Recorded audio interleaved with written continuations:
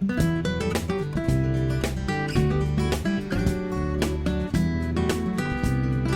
Friends, આજે હું તમારી સાથે શેર કરીશ મોઢામાં જતાં જ પીગળી જાય એવી અને ખૂબ જ ટેસ્ટી બીટના બરફીની રેસીપી.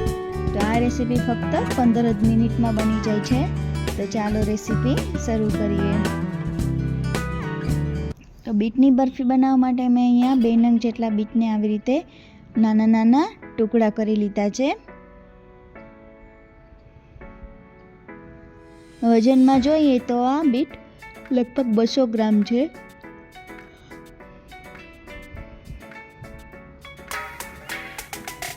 હવે આ બીટને એક મિક્સિંગ બાઉલમાં લઈ લઈએ.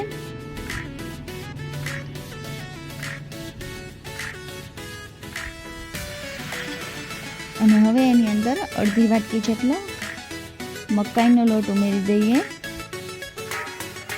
અને 2 વાટકી જેટલું દૂધ ઉમેરી દેવાનું છે.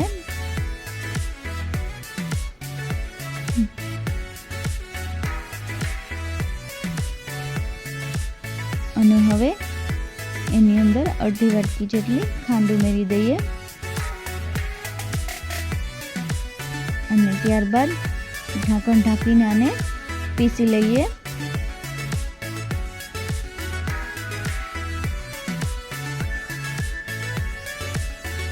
તો જુઓ, આ રીતે બેટર તૈયાર થઈ ગયું છે.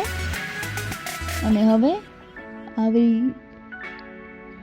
એકદમ ઝીણી ગળી આવે છે, ગળણીની અંદર આ બેટરને આપણે ગાળી લેવાનું છે. તો આવી રીતે પાણી એકદમ સરસ અલગ થઈ ગયું છે. આપણે અહીંયા માત્ર પાણીનો જ ઉપયોગ કરવાનો છે. હવે એક પેનની અંદર 2 ચમચી જેટલું ઘી લઈ લઈએ અને એની અંદર આપણે તૈયાર કરેલું બીટનું પાણી ઉમેરી દઈએ.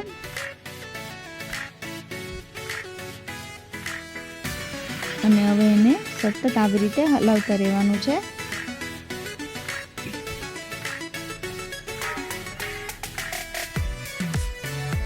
આમાંથી આપણે કોઈ પણ વસ્તુ એડ નથી કરવાની. આ બીટનો હલવો કેવી રીતે એકદમ સ્મૂથ બને છે હું તમને સ્ટેપ બાય સ્ટેપ બધું સમજાવીશ. જો આ એકદમ બેટર ઘાટું થવા લાગ્યું છે. તો જો એકદમ બેટર ઘાટું થઈ ગયું છે ને અત્યારે બેટરની કન્સિસ્ટન્સી કંઈક આવી છે. તો હવે આપણે એક પ્લેટમાં ઘી લગાવી લેવાનું છે.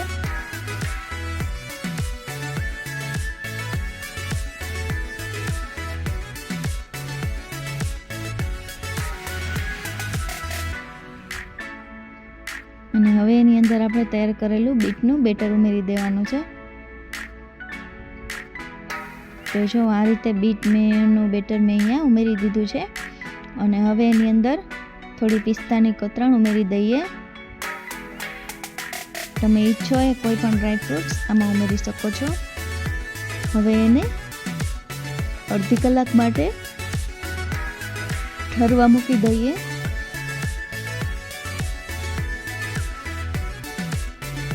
તો હવે એકદમ સરસ થઈ ગયું છે. તો હવે આને આપણે આવી રીતે ચોરસ પીસ કરી લઈએ. તો જુઓ, એકદમ સરસ પોચા રૂ જેવી આપણે બીટની બરફી તૈયાર થઈ ગઈ છે.